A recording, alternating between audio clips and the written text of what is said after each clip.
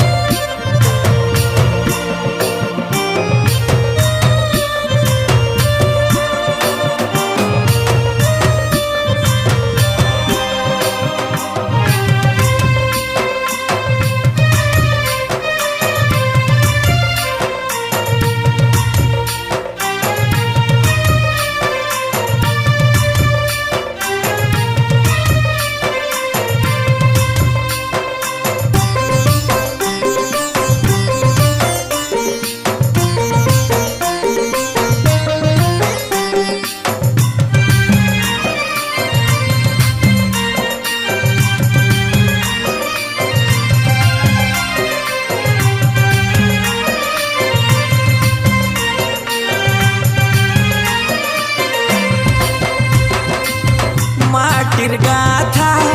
वीर कथा कहले नाई सरे आमर नदी महानदी हीरा नीला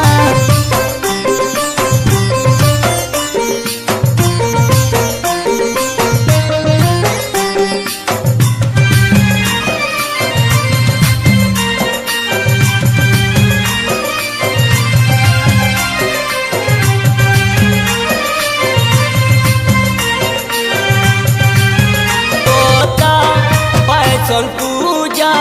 श्रद्धा मन भीतरे भाई जुतिया ओ जुतिया मनासु घरे घरे जेते दूरे थिले बीरे भाई ई माटी के मरसु हेते इनर पानी पवन के भूले सतरही नहीं हुए कहीं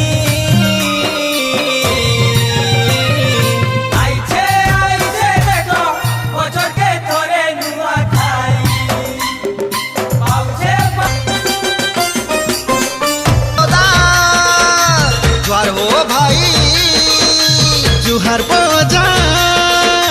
जुहर गोई नचमा सोरे गाय मासा नचमा सोरे गाय मा बोजा जुहर गोई नचमा सोरे गाय मासा नचमा सोरे गाय मासा बसर केली सांगे डाल खाई गुटे रंग में सीजी मास भाई